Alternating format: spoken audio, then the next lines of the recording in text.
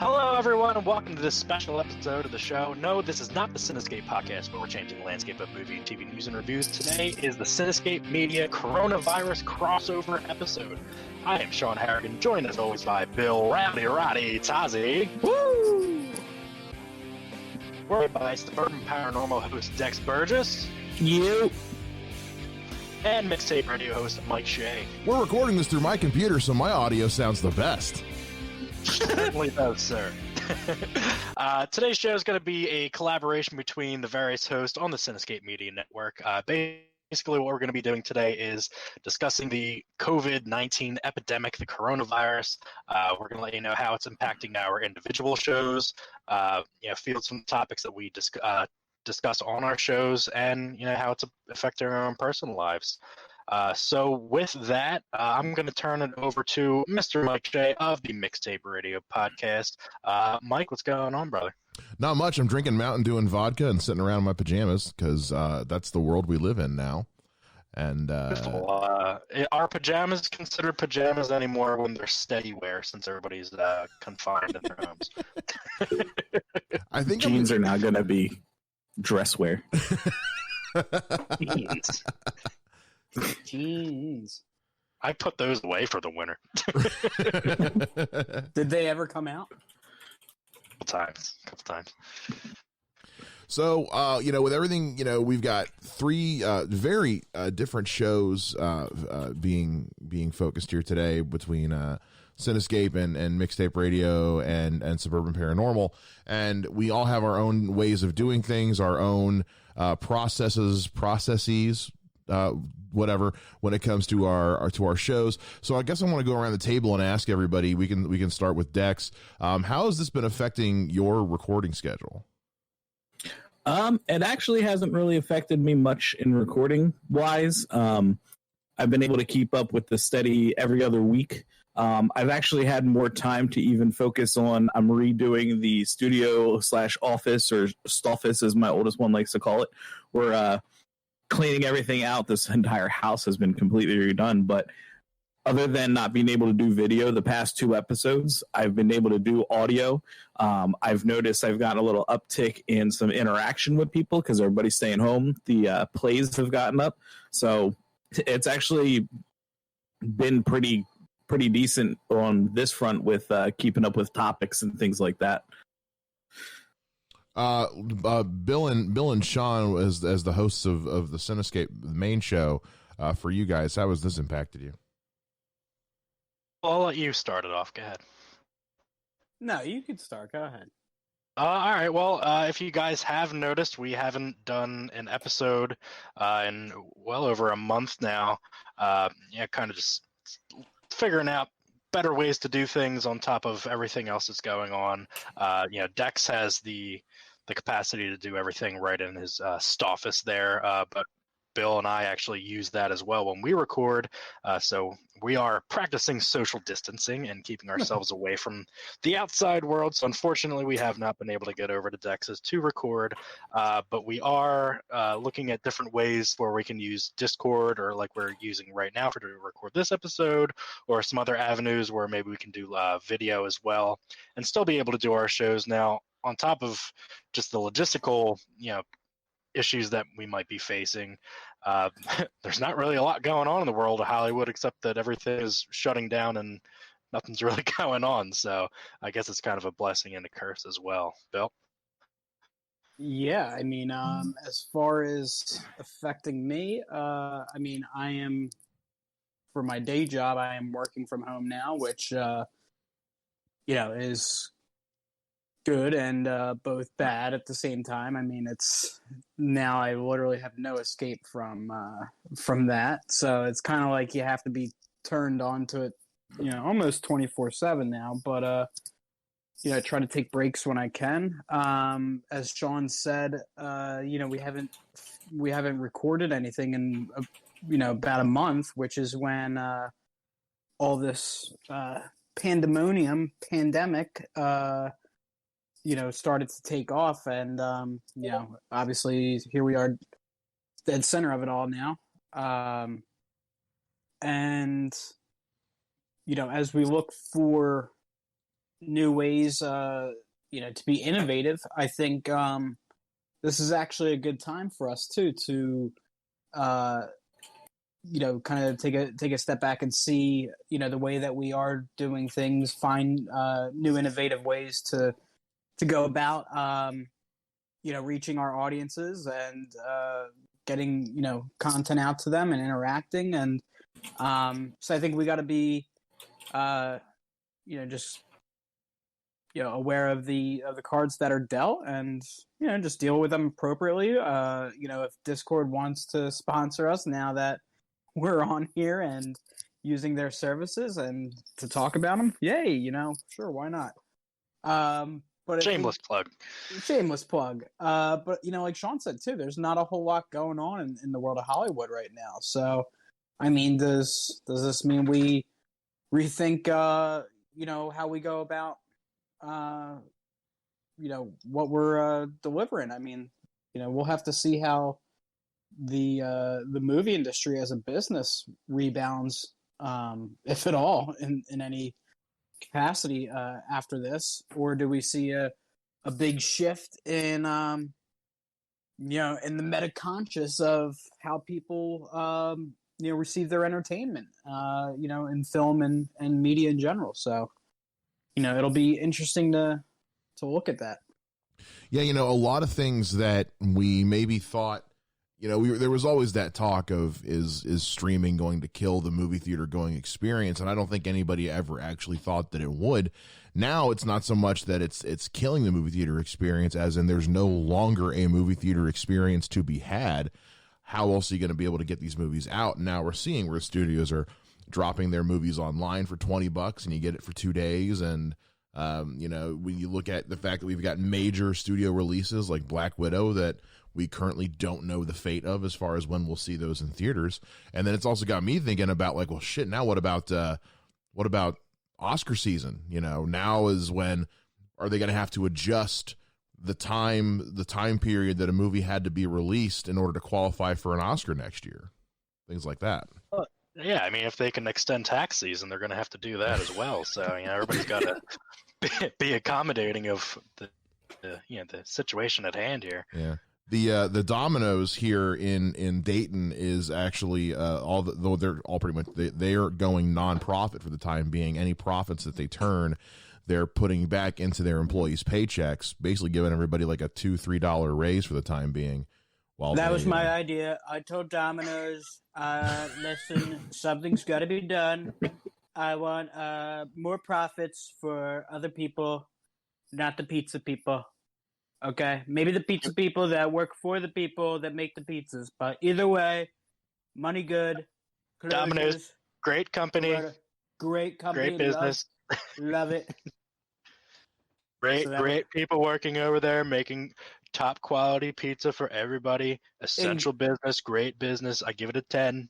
Incredible people, 10 out of 10. Love them with all my hearts. And Pepperoni Pete, he knows how to cook a pizza. I told him, listen, you cook a great pizza. I'm about to go on Domino's.com right now and order a pizza after this. Thanks. Right? Do it. Yeah, so if Donald sent you. Yeah, just order Domino's pizza right now, everybody. They're taking care of their employees. We actually had a restaurant here in town also. Since they had to close down, they kept all their servers on and just turned them into delivery drivers. I'm really liking the charitability by different businesses, whether it's grocery stores opening early for seniors to come in before everybody else is allowed, or getting different fundraisers and things going for bartenders and servers and wait staff or whatever it may be. There's so many people impacted by lost jobs, lost wages right now. I know, Bill, you said that you're working from home right now, which is great that you and your wife are able to do that. My wife is working from home as well. Somebody like myself, and I'm not the only one out there, unfortunately got laid off from their job last week. So I'm waiting for that unemployment to kick in, hopefully. But as much as it does suck for my situation, like I said, I can kind of take solace in the fact that there's thousands of other people out there in the same boat as I am, so I'm not alone in it. Mike, Dex, how are you guys both? I know, Dex, you're able to work from home as well, but Mike, you have a little bit of a different kind of a job, so kind of let everybody know, what you do and how your jobs have been impacted. Yeah, so I work as a master control operator at one of the local TV stations, which basically means I'm one of the people in charge of making sure that like you're able to watch TV, like the shows that you're watching, the commercials that are airing, when the news is on. I'm one of the people who actually makes that stuff go to air. So, something, and that's not a job a lot of people ever actually think about. They never think about the fact that like somebody has to actually be there to like hit play for you to be able to watch reruns of Family Feud or whatever.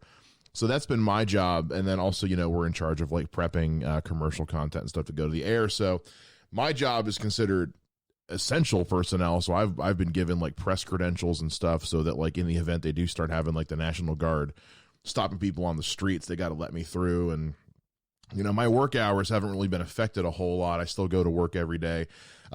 Just the nature of my job itself has changed. It's been a lot more chaotic because everyone else that like we get our stuff from, that we get our shows from, our commercials from, they're all working from home, so stuff's getting to us slower. Not at the usual times. We're having to change the things that we're airing because there are no more, the building I work at is an ABC and Fox station. So we don't have sports right now. So we're kind of scrambling for stuff to put on TV in March, because we should be in the middle of March Madness right now. And, NASCAR should be going on. Baseball, we should be getting ready to gear up for. And so we're just trying to stay alive, but mostly just keep people informed right now is our main goal. Yeah, I wanted to piggyback off of that real quick. So we do have one more Cinescape Media show host that is not able to join us tonight, and Sean Bellamy of Sunday Sports Wrap with Sean. Yeah, he's covering sports right now. Unfortunately, he just started his show like a week or so before like the onset of this all becoming. It was a week. So he's kind of scrounging for topics. Yeah, I mean, I was listening to his new episode last night. Yeah, and NFL free agency is going on right now. There is something to talk about. If you're really jonesing for some kind of competition, ESPN has the Ocho back up right now. Yeah. Get some bowling. Yeah, on the sports front, like Mike was saying, with everything going on, NASCAR is supposed to be starting up, baseball is supposed to be gearing up, NHL and NBA playoffs are supposed to be getting going soon, March Madness. The coronavirus is impacting every single part of our everyday lives, from being able to work, go out in public, watch sports or anything on TV right now. Everything's just being shut down. It's just it's really crazy, and something that we've as a people have never experienced. So we're all kind of dealing with it in our own ways. And so Mike, yeah, so now, like you said, your guys are considered an essential business. Have you lightened the amount of people actually within, say, like your control rooms, or is it still just kind of business as usual? So it's been an interesting week, because the room that I work in is a tiny little room with anywhere from 2 to 4 people in it, and it's like a little sardine can, because we've got all the stations that we run are set up in there. So what we've been doing over the last week is, because everyone else in our building is working from home, our reporters and editors are working from home, our salespeople are working from home, our HR ladies working from home. So people's empty offices have been like super disinfected and decontaminated and cleaned, and they've taken all their equipment out and been basically building remote access stations for all the different TV channels that we run. And now, instead of having us all be crammed into one little room, they've got each of us working in a different corner of the office, as it were, just monitoring the one single TV channel for 8 hours a day. So that way they can still minimize our exposure to each other, still creating some level of social distancing, because if one person gets, infected, they've got to shut that whole room down and decontaminate it for like 72 hours. And so they're doing what they can. Unfortunately, in the nature of the business, it's a little, we're kind of limited in what we can just because of technology, but they're doing their best. They're not expecting us to sit there and hold hands and cough on each other and share straws. But, there's still some amount of one-on-one interaction we have to have, but we're making it work. Nice. Are they taking any extra measures as to like making you take your temperature before you come into the building, stuff like that? Because in my line of work, I'm in the soda business, beverage business. But some of our guys that are still sending product to like nursing homes and things like that are deemed essential. They're being made to take their temperatures before entering buildings and being super cautious. Are you guys doing anything like that? That is in the discussion right now. One thing they did do is they had a bunch of automated hand sanitizer dispensers like you'd see at a hospital installed and at every corner of the building. They bought us a nuclear winter stockpile of the disinfectant wipes and Lysol sprays. You guys got it all, huh? Yeah, so if you want to know where they all bought it and took it to, they took it to our office. They're making us. They're actually even dictating because the few departments that are still at the building, it's just news, engineering, and master control. Each of us has been assigned an entrance to the building because there's 3 entrances to the building. Each of us has been assigned one that only our department is allowed to use. So engineering is only allowed to go out in or out one door. Master control goes in or out one door, and news goes in or out one door. It's a small building, but they're doing what they can, like I said, just to make sure that the social distancing, there is still some semblance of it. Because it's in Ohio right now, we're doing better than a lot of states if you compare us to like Louisiana, because Louisiana and Ohio had their first confirmed cases on the same day, and we're doing miles away better than a state like Louisiana is, but it's still spreading pretty rapidly. And then they were talking on the news the other day. They're anticipating probably a 40 to 60% of Ohioans will probably get infected by this thing. Yeah, the 3 of us are in PA, Southeast PA, outside of Philly.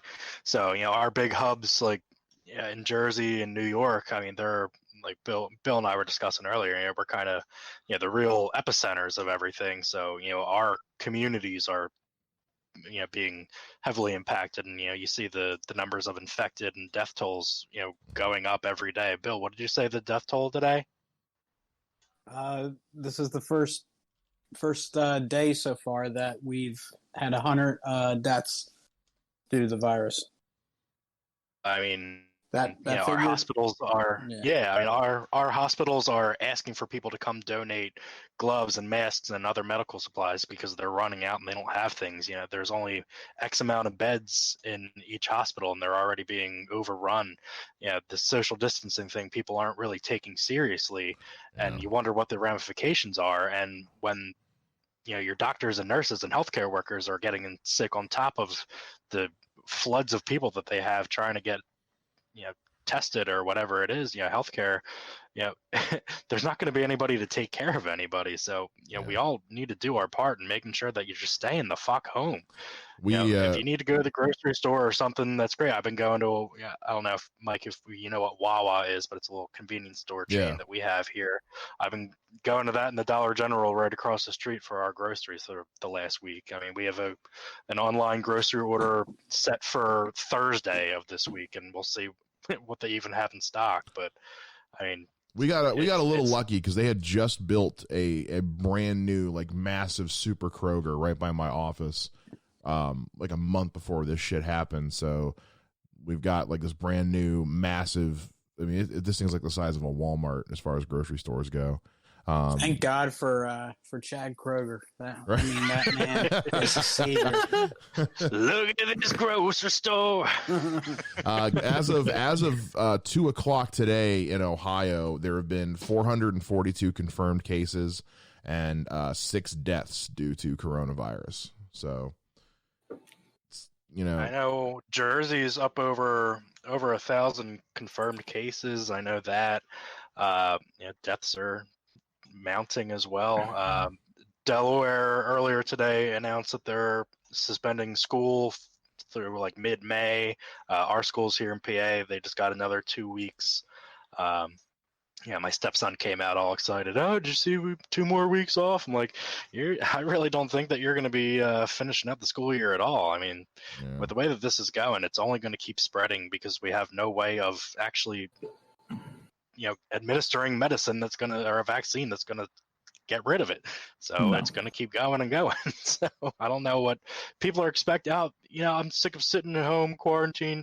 Well, if you keep going out and spreading it to people and they keep spreading it to people, it's going to keep forcing us to be doing what we're doing now. So there's just so many, you see these spring breakers in Florida and the shit that's going on in Germany. I don't know if anybody's seen that, like attacking police officers and like spitting and coughing on people purposely, shit like that. I mean, and then South Carolina, Myrtle Beach, South just Carolina. had a bunch. I just don't understand how you can not take this seriously and do what you need to do to get rid of it. And this is for the greater good of everybody. It's going to come knocking on your doorstep sooner or later. So don't think it can't happen to you. That's why I put the blood of a goat around my front and back door, just to make sure, nothing makes its way. I did a whole. No, did your wife make that wreath? Yes, she did. Send one my way too. I did a whole rant about that on my morning show the other day. That exact same. That's too fucking funny. So with everything, as far as, when we started seeing people getting, having been, especially out in California, people who are big in the film sphere, who are involved in the Schmodown and Collider and stuff like that. We saw where a lot of them were starting to start their own independent channels and Patreons because suddenly, they were out of work. A lot of them worked freelance and didn't have those opportunities anymore.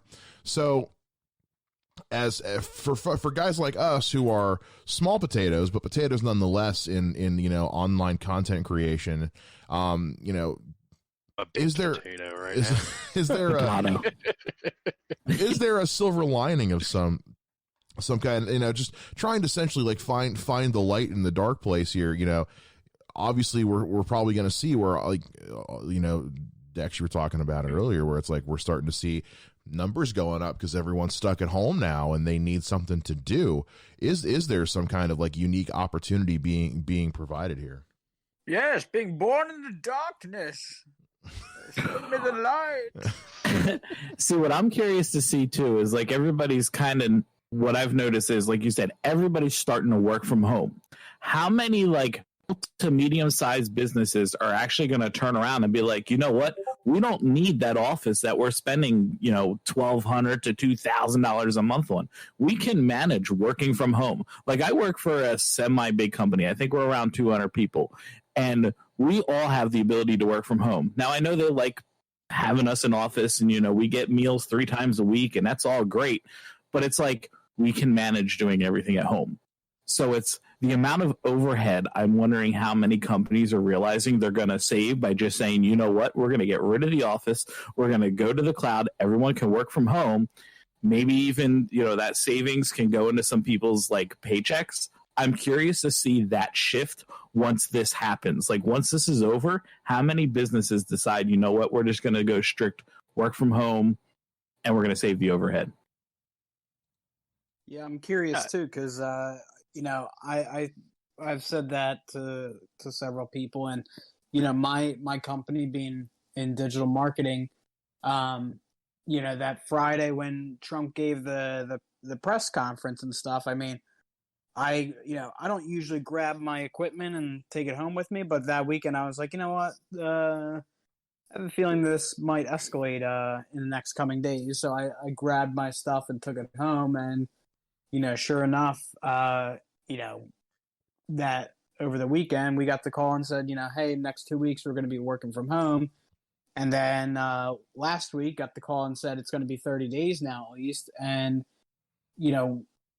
we're working just as efficiently, if not, I feel a little bit more working from home. You don't have all those distractions and stuff like that. And, when you have tools like Google Hangouts or Discord, or Discord, or we use Slack. other service.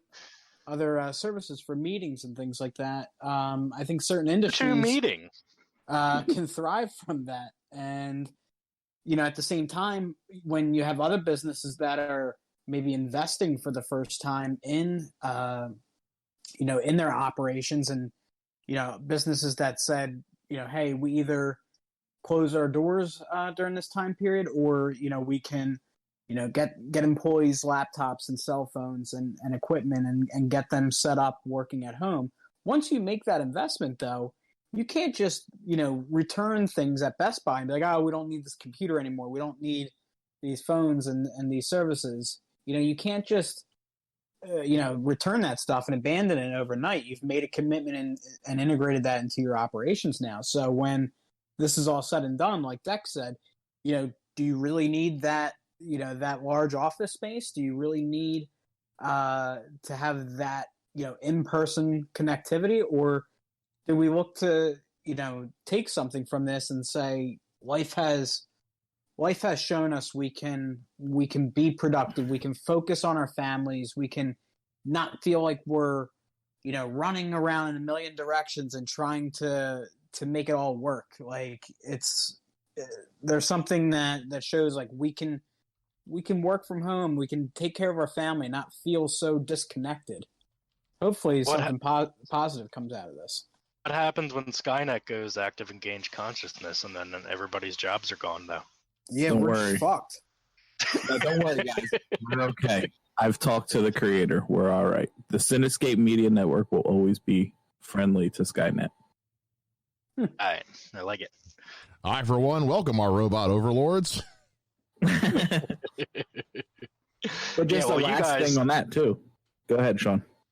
You guys, you know, are lucky enough to be able to have the option to work from home, and, you know, many other people do. But, you know, if somebody like me in my industry, unfortunately, doesn't. So, I mean, you're seeing all the, you know, bars and restaurants and everything be closed, and that, you know, is the absolute reason why I was laid off. I go to different bars and restaurants and clean out their beer lines. Well, people don't need their beer lines cleaned if nobody's able to go and drink their beer at their bars. So, you know, as great as it is that there are people that can work from home, you know, there's a lot of people hurting out there that are not allowed to actually go to work and are suffering the consequences of it, unfortunately. I saw, last week in PA, unemployment numbers, the one, I don't know if it's like Tuesday or Wednesday, they were at 50,000. Then the next day jumped up to 70,000 new claims. So this, the economy is going to be in a really bad spot for quite a long time with everything going on. I don't know. PA's got a lot of that. Go ahead, Dex. Yeah. No, go ahead, Mike. I was just saying, PA's got a lot of bars and restaurants, which is why we'll see a high number of that. But hopefully when this is done, everyone can get back to work in that. But just the last thing to say on the whole thing of, like I said, working from home, the other aspect of a lot of people working from home is the impact on the environment, because you don't have everybody driving around just to get to and from work. Like, I personally drive an hour to and from work every day. So the amount of impact that also has with a lot of businesses, just going to a strict work from home type policy would be great, because that kind of money can pour into the industries like Sean's, where restaurants and bars will have more people coming to them because we'll have more money in our pocket from not spending it on gas and tolls. And we'll have that money to be able to take our wives and our children out to restaurants and bars. And then those kind of industries could even boom from this kind of, economic term in the way that we do things. Yeah, I think we're going to see. I agree. Sorry, Mike. Day one, I plan on taking my kids out to the bar, as soon as they open. So. Yeah, I was thinking about that the other day. It's like, like right now, businesses are going to take a huge hit. Like, because they're not going to be open. They're not going to have as much business or any business at all. But I think what we're going to see is when everything is said and done, and we're able to essentially go back to business as usual, you're going to see where, because like right now, everyone's traveling a hell of a lot less. Not only that, gas is down incredibly. Gas like $1.70 right now here where I'm at. I got it for $2.40 the other day, and that was. I got it for $1.99 in Levittown. I'm a little pissed gas is so cheap right now because but... I filled up before gas prices tanked, so I'm a little pissed.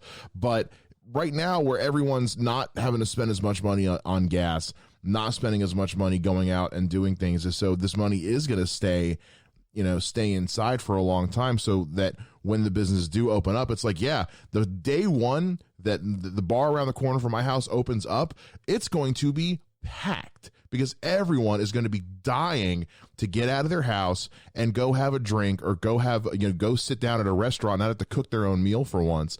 These businesses will struggle for now, but when things do get back to normal, they're going to have a massive grand opening across the board.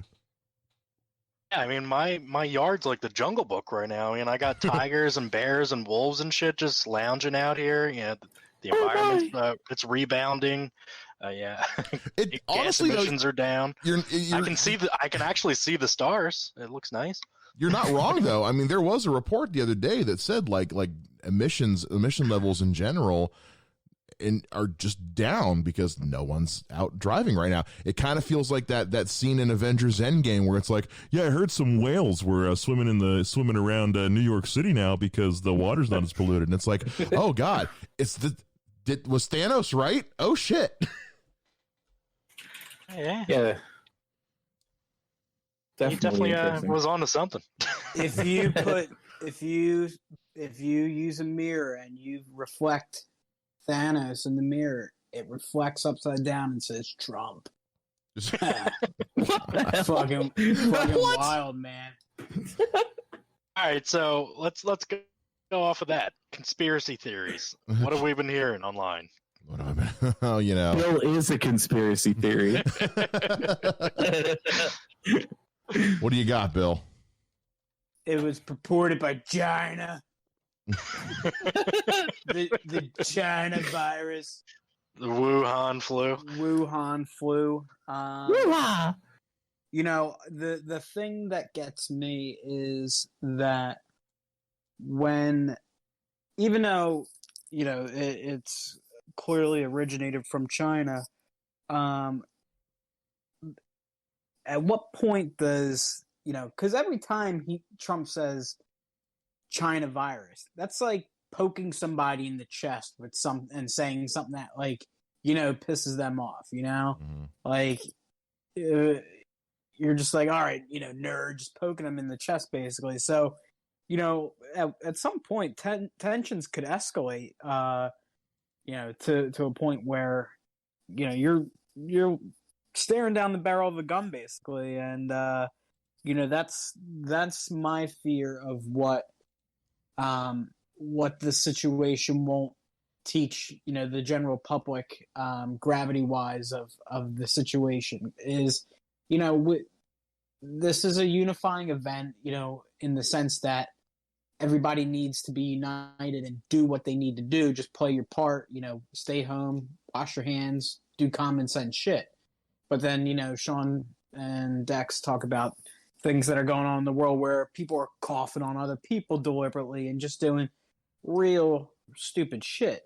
But on the flip side of that, I mean, there are global repercussions from this. So when things settle down and you start to get the real facts and start putting this thing together, because clearly there's a lot of misinformation out there. There's holes in the information that we do have.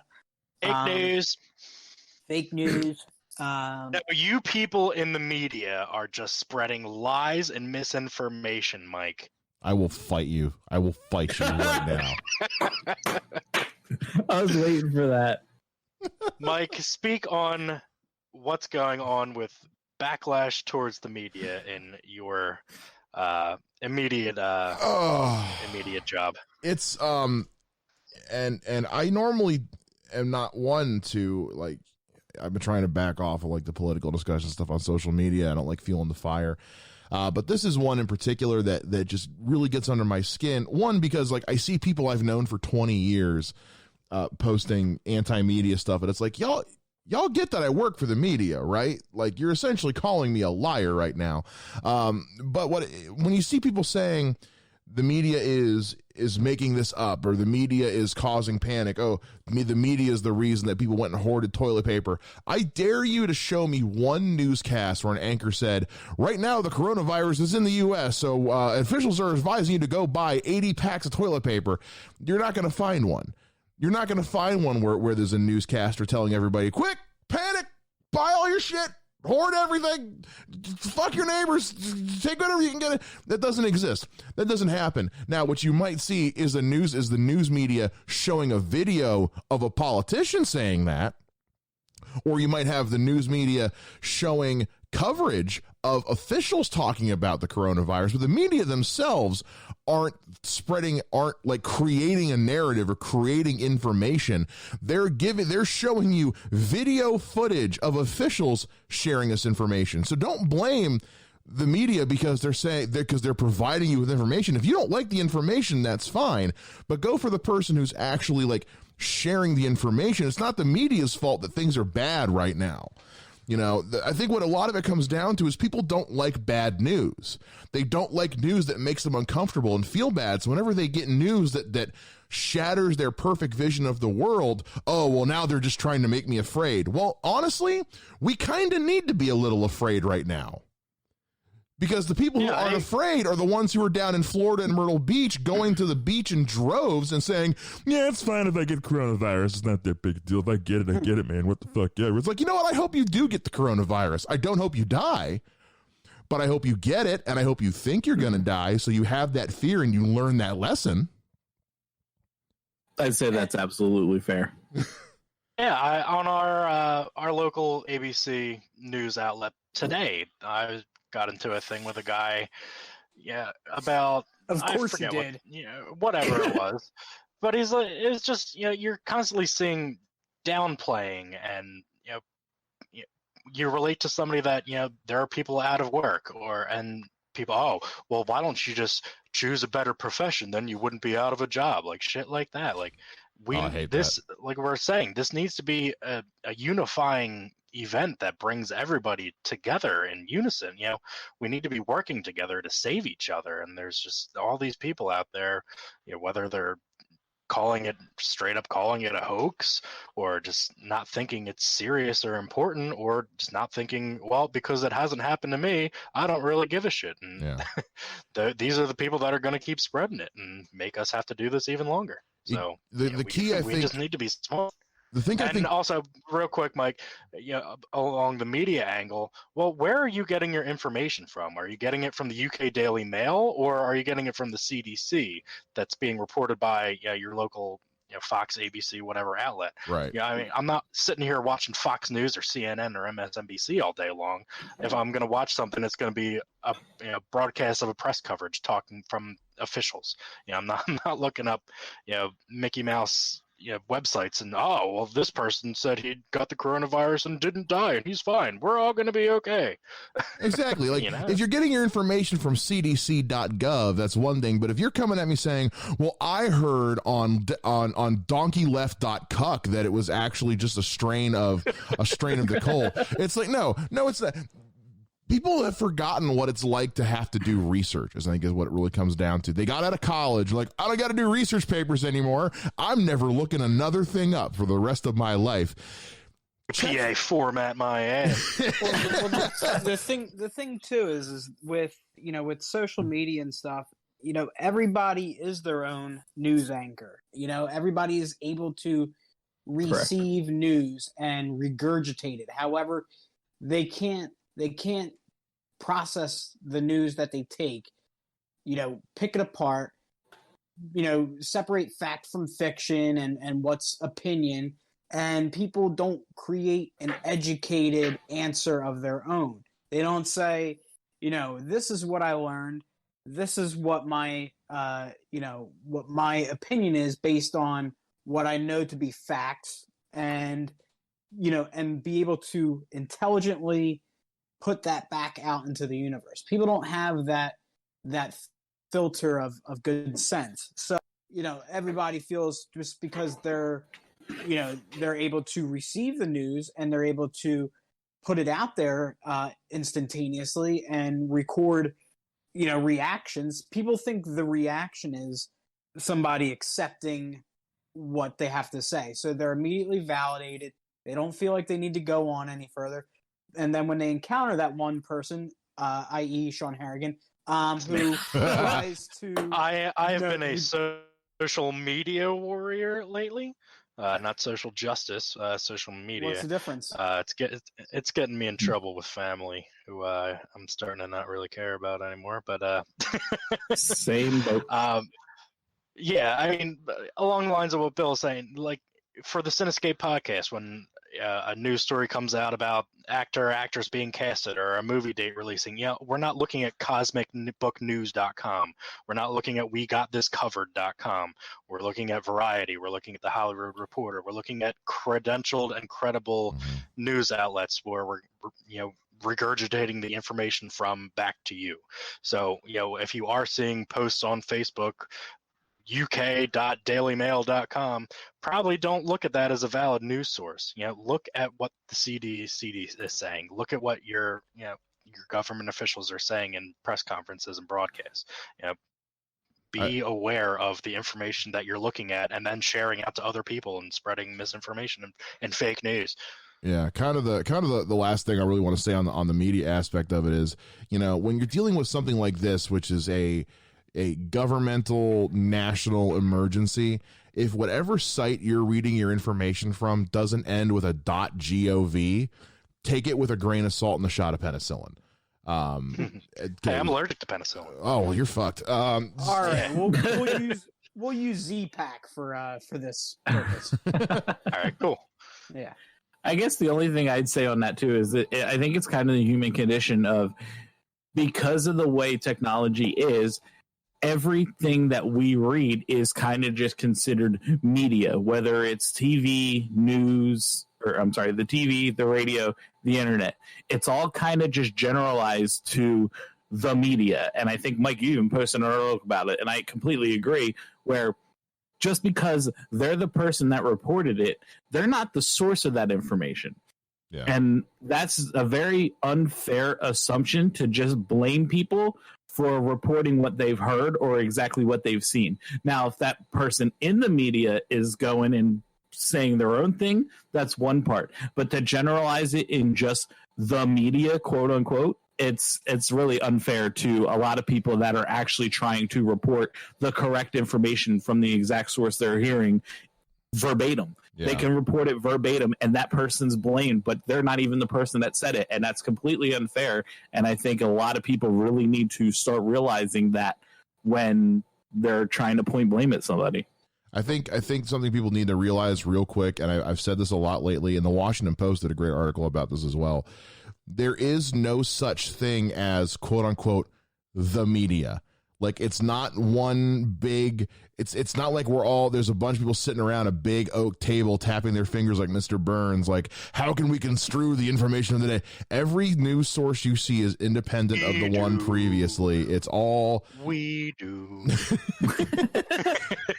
It's all one. It's a common industry, but you don't sit around and go and say, well, I heard that the restaurants were, or you don't see people saying, well, I heard that the popcorn vendors, like, the media is not an organization. The media is an industry, and the media itself, like kind of like what Dex was saying, if you come at me and say, I don't trust the media because according to, and then you give me a quote from a website, I am in my mind smacking you in the face because you're telling me you don't trust the media because the media told you something else.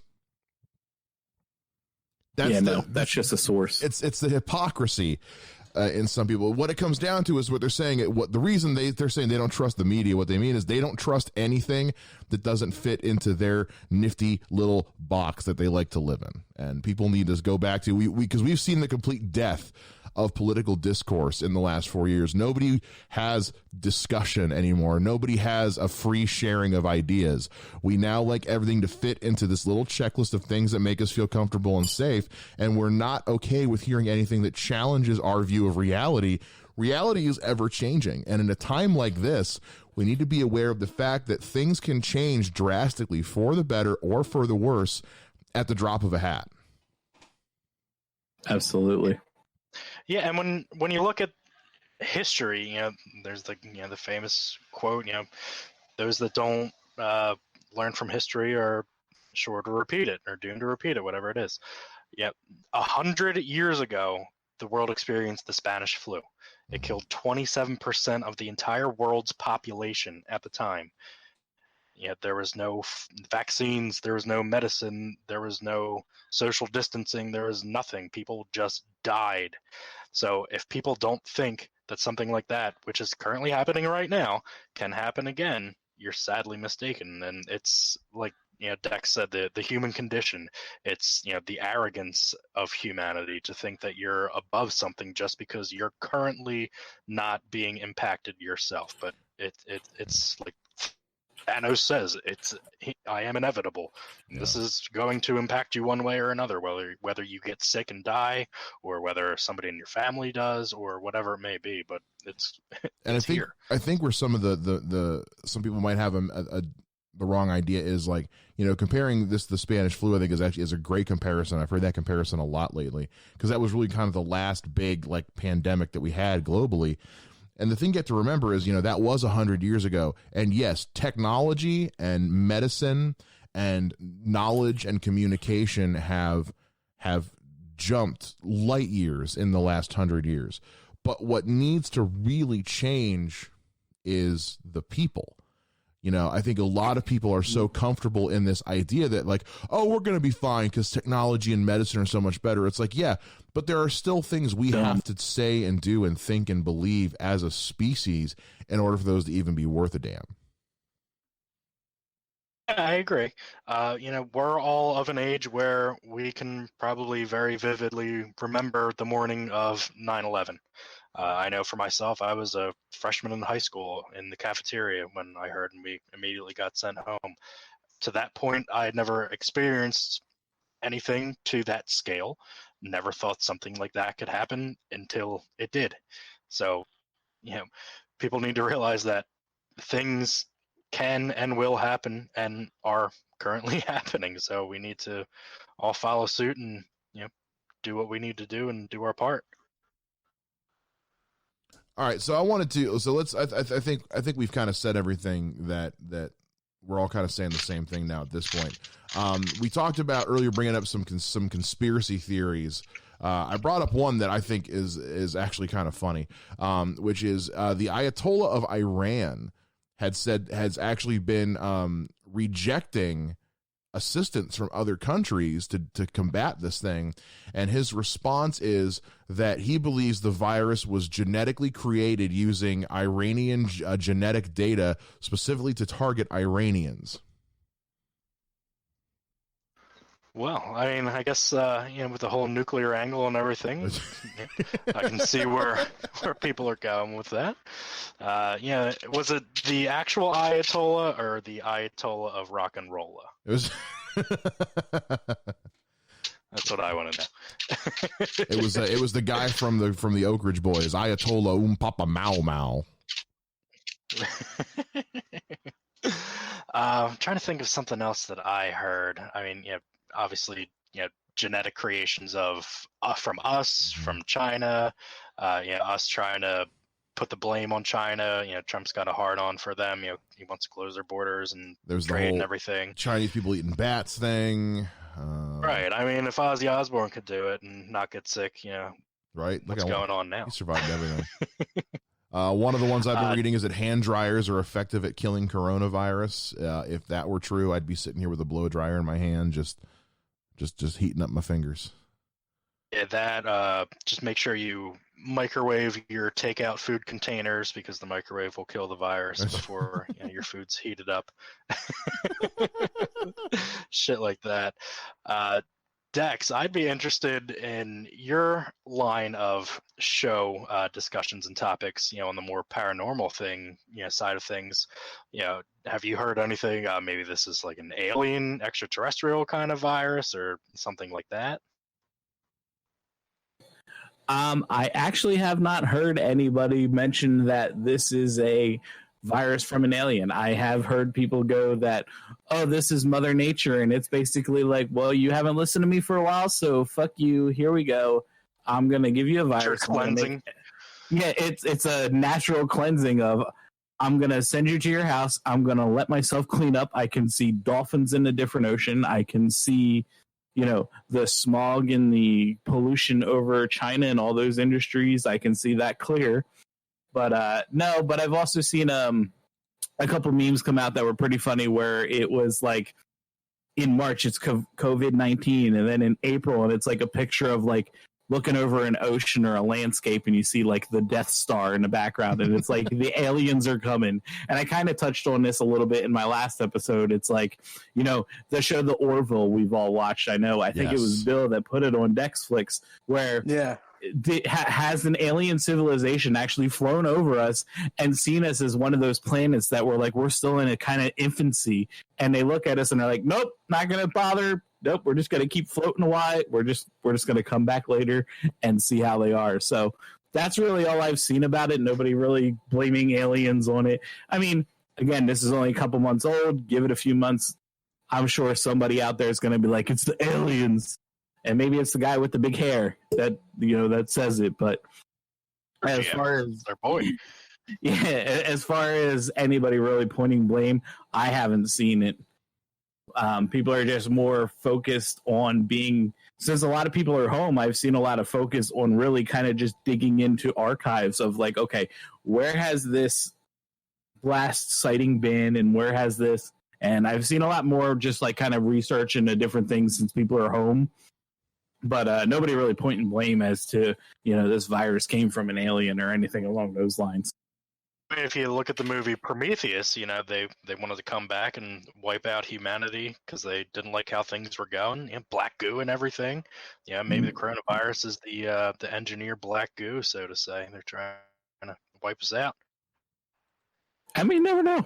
You really don't. It's all Michael Fassbender's fault. Yeah, I did see there's a thing going around comparisons of the first season poster of The Walking Dead compared to actual shots of cities right now on like abandoned streets and highways and stuff around them. If you haven't seen it, check it out online. They're pretty cool. I'll see if I can find it to post it on the Cinescape Facebook page. But like we were talking about with nature, you're going to see the environment start to rebound a little bit, catch a breather there. It's like when you stop smoking, your lungs start to heal. Maybe any kind of silver lining, if the ozone layer can kind of heal itself a little bit and shit like that. Maybe we'll be a little bit better off for it. And if anything, I think that's a great opportunity for us to kind of realize, like, if and when we come out of this and we see, hey, because we all took a chill pill for a little bit and we had this benefit bounce back in the environment around us, that should be a clear enough sign of, hey, maybe there's actually something to this idea of we should calm the fuck down. Yeah, I like Dex's thought about more people working remotely and not taking such a toll on emissions and things like that. Things like that can actually benefit us in the long run. Something else I'd like to see, because we know and are fans of a lot of people who are freelance, like professional stand-up comedians, guys who tour and are reliant solely on performing in front of audiences. Right now, they don't have work, and we're seeing issues with the movie industry not being able to put movies out. And I'm hoping this kind of also helps really be that final wake-up call for people to realize, like, we need to make sure that we're still investing in arts. Whenever we hear about schools getting their arts programs cut, or we talk about funding for the arts in general, like, this is the kind of thing we need to think about, because if that, we all love the Netflix comedy specials, but if these guys can't get paid and can't get paid to work, they're going to go away. A lot of great comedic talent, actors, a lot of them started out doing stand-up. We need them to be able to have that outlet. And coming out of this, I think we need to make sure that we remember that next time your friend asks you to pay $5 to go to his comedy show, just remember he might need that $5 later on. Mike's calling you out. Calling a lot of people out right now. This got really personal really fast. Call him out, Mike. Now, speaking of movies and things like that, what are we all doing around the house to kind of keep a sense of normalcy or sanity. I mean, the wife and I are watching a lot of TV. I've watched more movies in the last 2 weeks than I have probably in the last year. Just a couple things that I've been watching. If you guys want to piggyback off of, what have you TV-wise. watched finally, Sean? Now I'm watching it all. TV wise, we just started on HBO The Outsider with Ben Mendelsohn and Jason Bateman. It's a Stephen King adaptation. A couple episodes in, very good. Highly recommend. We are all caught up on The Walking Dead. Yeah, it's ever more looking like a reality at this point. We finished The Handmaid's Tale on Hulu.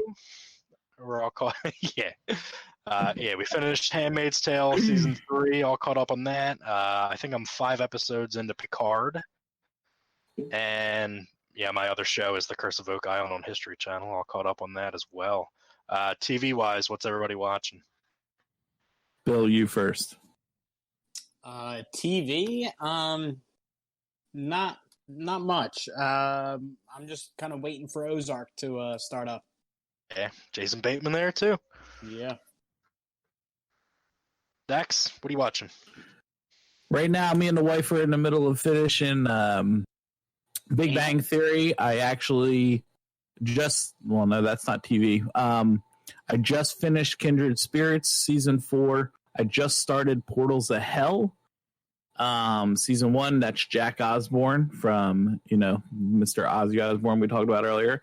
And then just started Weeds as well. I can't watch just one show straight through. I kind of balance it out. I'll watch like one ghost show and then I'll watch a comedy. So I bounce them back. So I just finished Parks and Rec. So now I restarted Weeds.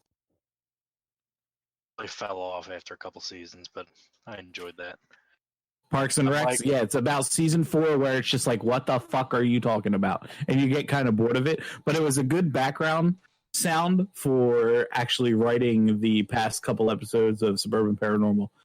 There you go. Mike, have you been able to watch anything TV-wise?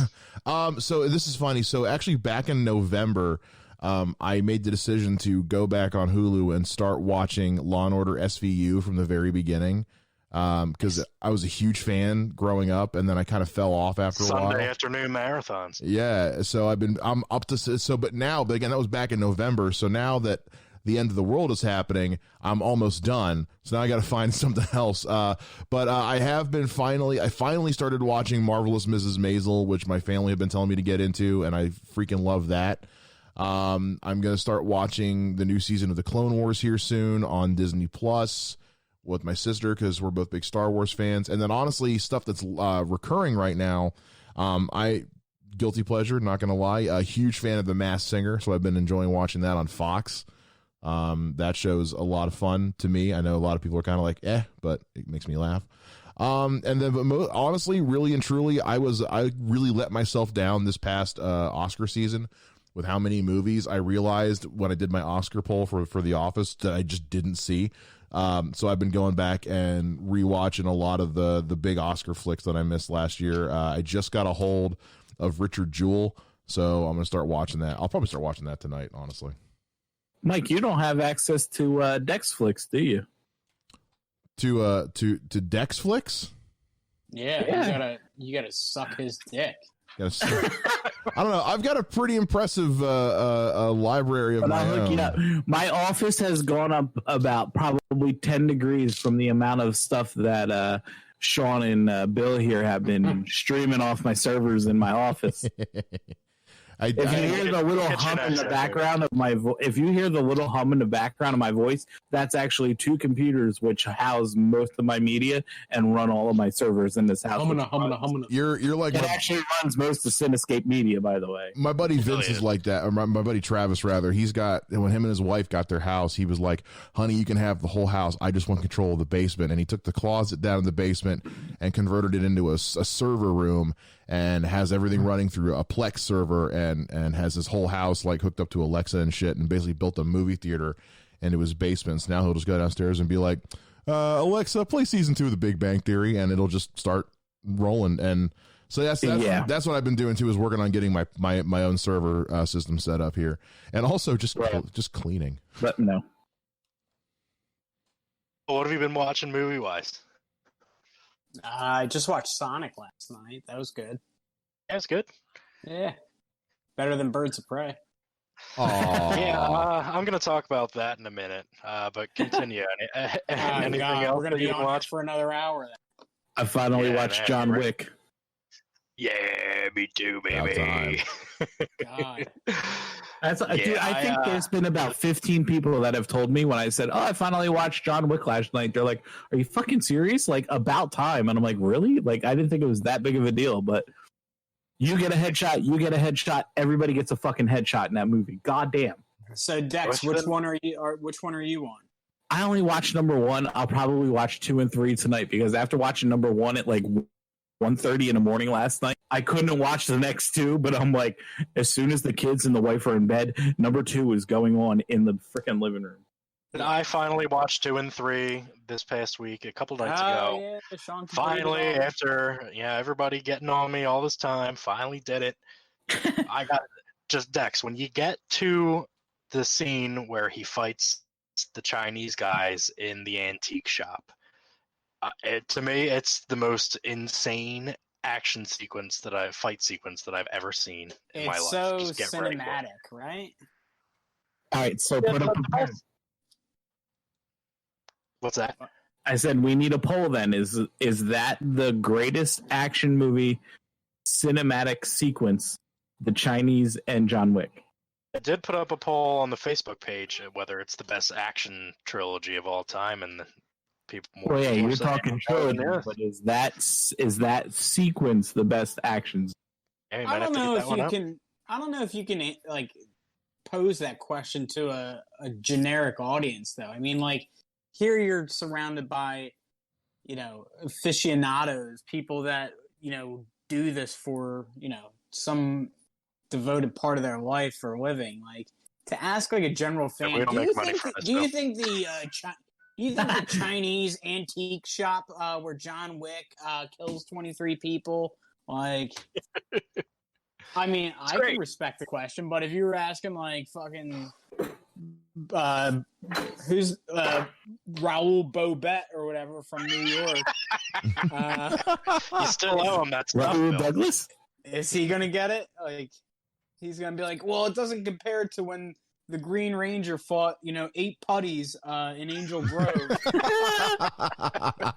Dude, I really want to rewatch the entire original Power Rangers. I'm not lying. It's on Netflix and it's on Dexflix, and Oh, I know. You know, and there's what and 90s it's show I tried to go back and... Go ahead, man. I'm It's a sorry. 3-part. I was going to just say it's a 3-part arc for the Green Ranger saga there. So Rita Repulsa's got their Green Ranger. Oh, wow. A couple of years ago on Netflix, I went back and rewatched all of VR Troopers. Oh, Nice. That was, I'll tell you something right now. I love that show as a kid. Watching it now in I think it was like 2018 eyes, man, does it not hold up. Because it's not like the Power Rangers, because it's similar to Power Rangers where you had a lot of the fight sequences were from the Japanese show and then they just dubbed American audio and then they shot. They did the same thing with VR Troopers, except with VR Troopers, it was a combination of like 3 different Japanese shows that weren't related at all. So there was stuff that was like spliced together where you're like, okay, those are both clearly not happening on the same set right now. Or where they tried to like recreate some of the original costumes with the new characters and it looked like it was made for about $5. I tried watching.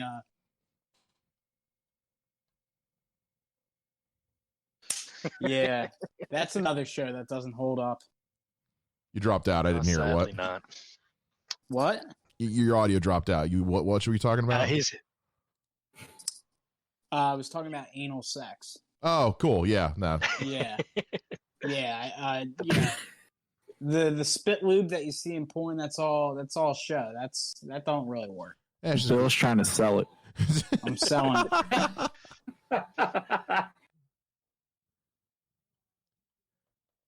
Stuff that I'm selling. That I've watched. I watched Dark Phoenix last night. Stink. Oh, man. Yeah, I mean the train sequence at the end was pretty cool, but other than that, the rest of the movie sucked. Watched Aquaman. Aquaman, a I couple thought days ago. was good. I like it. No, it was pretty terrible. watched today, this morning when the baby went down for a nap, Birds of Prey. Finally watched it. I feel like this movie is an R-rated Joel Schumacher Batman universe film with excessive cursing for no reason. Were you upset that you didn't get to watch it before everybody? Oh. And I'm upset that I watched it. God, that movie sucked so bad. I don't understand what people are looking at. I still haven't seen Jesus Christ. I mean, I'm just not buying it. What's her face who played Huntress? Her character was a complete joke. I'm not buying Harley Quinn just taking on these huge dudes like they're putties from the Power Rangers. It's just ridiculous. Rosie Perez, how old is she? And she's kicking these dudes' asses? Like, come on, man. Give me a little bit of sense of reality. Like, this not happening. And I don't know, I wasn't a fan of the messages and, whatever other stuff going on, but just as a movie, it was just awful. Awful movie. So that's all I have to say about that. Maybe I'll write up a review. I don't know. I watched yesterday the Beatles movie where everybody forgets about the Beatles except the one guy. Yeah, I'm How gonna was watch that? tomorrow. It was all right. I mean, it was kind of clunky with the story, but yeah, See, I'm not a Beatles fan, so I haven't brought myself to watch it yet. Now, just get out of here right now. Close this. I was out. gonna say, I heard if you don't like the Beatles, don't even fucking bother. I mean, why would you? It's about the Beatles music. But you know what? I'm not a Beatles fan, but you know what I do love is Across the Universe. That's a good one. I like that. That was another one I heard to watch. Yeah, you gotta watch that one. What about that other movie that's like Yesterday, but it's like about Bruce Springsteen? Oh yeah, It's like a complete rip that like got completely well, isn't overshadowed. it? It's his like touring stuff, isn't it? Is that what I it is? know. I have no idea. No, I do know what you're talking about. There's two different ones. One he put out like an actual like concert tour thing. No, it's like the same. Yeah, It's like I the know what same you're talking exact about. premise. It's like some kid. He's I don't know, some weirdo or something, and he wakes up and he's like, oh, like, living like the life or something like Springsteen or something. I know exactly what you're talking about. Was that Blinded by the Light? Is that what that one was? What the hell was it? Blinded by the Light. Yeah. Which doesn't, Yeah, which doesn't make you think of Bruce Springsteen right off the bat. No. I think he wrote that song though, I believe, right? Did he? I He don't wrote know. that song for Man, or had a writing credit on it or something. I don't know. But when I think of Blinded by the Light, I don't think of Bruce Springsteen. But Cocaine. yes. So that's pretty much everything that I've watched lately. Yeah, other than that, just kind of putzing around the house. I'm on baby duty during the day while the wife's working from home. And then drinking beers after that. Oh, so you're a stay-at-home dad now, huh? For the time being, yeah, Must be. I have a so tentative hard. April 6th callback date to work. So We'll see how hard long being that a goes. stay-at-home dad, huh? 26th? They got you pushed out to the 26th, Bill? What's that? I have a callback date of April 6th as of right now, but Oh, It's April probably- 6th. yeah, it's probably going to get extended, I would think. Who knows? Considering they pushed 2 months. Or 2 weeks, not 2 months, I'm sorry. Yeah, my little brother Yeah. was going to Kent State, and now he's having to take lectures via Skype with his professor. And my sister, the school district that she's in high school right now. They're doing all kinds of e-learning stuff, so they are putting a lot of stuff on their Chromebooks and just kind of preparing for the fact they're not going to see the inside of a school again for a while. And then I know that They sound prepared. Sounds like they're gonna really massacre this semester. right. They're also talking Did they about what they're going issue to do them with Chromebooks, Mike? Yeah, the schools issued them the Chromebooks at the beginning of the year, and so because they already do like, it'll be Christmas break, and they've still got like papers and shit to sign, which is kind of cruel. But now they're just kind of making it to where everything's going to be on there as well. They're talking about what they're going to do as far as standardized testing goes, because obviously they're not going to have a bunch of kids crammed into 40 kids in a room taking a test for 6 hours during this whole thing. So they're trying to figure a lot of that stuff out too. Our state testing's been canceled for the rest of the year. Our PSSAs and stuff like that. My stepkids, their father lives in North Carolina, and their siblings down there, their school year has been canceled the rest of the year, and they're talking about having the seniors having to go back and redo time to make up for it. Jeez. Instead of graduating on time. So did the Kent State massacre joke just go over everyone's head, or just not? I'm not familiar. I totally missed it. Yeah, I missed it. Oh wow. Over all our heads, Bill. Wow. Wow. Oh, wow. Oh, crap! Well, Well, gentlemen, we've been going on for a little while now about, our respective lives and fields of work and things like that, how we're all being impacted. I think we're all at the consensus that everybody needs to kind of just hunker down and pitch in and do what needs to be done to stop the spread of this virus. And, we all want to wish you all out there, safety and health for yourselves, friends, family, keep each other safe, keep each other healthy, and, everybody do their part. We're going to still be putting out content, whether it's in podcast form, video form, whatever we're able to do, whatever we're able to come up with to compensate for things. But we are going to be here for you to at least provide a distraction. Over on our Cinescape Media Facebook group page, for the fan page, we have a thread set up there, kind of like a coronavirus support group. If you want to go in and talk about your experiences, what you're going through, how your lives been impacted as well, definitely hop on there and leave your comments. We'll all be there to support you as well. But just keep on keeping on. And, we will get through it as a nation. There's going to be a lot of impacts. People are dying every day. People are getting sick every day, and we need to really take stock of that and do what we need to do to help stop it. So I think that's where we're going to leave that for tonight. We wanted to thank you all for listening and supporting all of our shows. Let's go around the horn real quick. Dex, where can everybody find Suburban Paranormal online? Absolutely. So the website, obviously, Cinescape.media, where you'll find all of our podcasts. Suburban Paranormal on Facebook. It's actually on Twitter is going to be spelled just a little differently for everybody. It's going to be SUB. Oh, excuse me. So for Suburban Paranormal, it's S. Bill, you forgot to mute while you were doing that. Oh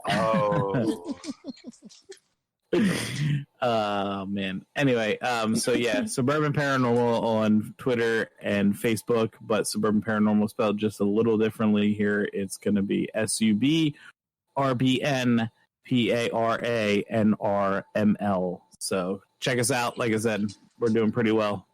And suburbanparanormal@gmail.com. Email anything you want to talk about, any evidence you might have caught, or if you want to do an interview with me and talk about anything, shoot us an email and we'll get it scheduled. Absolutely. Mike, Mixtape Radio, new episode is out today. It's a Yeah. Mixtape Monday. Tell us where everybody can find you guys online. Yeah, man. Mixtape Radio. You can get us on Twitter and Instagram at Mixtape Radio Pod. We're always looking for music submissions. Send us an email, music at mixtaperadiopod@gmail.com. Please make sure you actually send us a song. If you don't send us a song, the whole thing kind of falls apart. And we just launched our Patreon, patreon.com/Mixtape Radio Pod. And all that really is there for is to help us kind of cover the cost of the music, because we do buy all the music legally. And yeah, we have new episodes up every single Monday. Today's episode, most of the bands and artists I featured on today's episode are people I know personally from over the years, and I got some great music on there today. So yeah, always looking for stuff, and check us out every Monday. Absolutely. And if you're listening out there and you know friends or family that are local musicians, send their information our way, and we'll get them on there as well. Mike's doing a great job with that show. Absolutely love it. Dex, Suburban Paranormal is fantastic as well. I listened to your podcast episode over the weekend. Bill, for you and I, everybody can find us on Facebook and Instagram at The Cinescape, and on Twitter at Cinescape Cast. All of our podcasts for all of our shows are found wherever good podcasts are found. Just go to cinescape.media, like Dex alluded to earlier, for all of our great content. Make sure you check out Sunday Sports Wrap with Sean as well for his show. And I am actually going to be starting for Eagles fans, Philadelphia Eagles fans, the Eagles Nest podcast and news coverage as well. So that's going to be getting up and going, assuming the football season starts. So, yeah. Check out all our great shows, and if you want to be a part of the Cinescape Media Network, send us an email or fill out the form attached to our website as well. We were always looking for new shows to come on board. For myself, Sean Harrigan, for Bill Roddy Tazzi, Mike Shea, and Dex Burgess, thank you all for listening. We hope you stay safe and healthy out there, and we will see you guys later.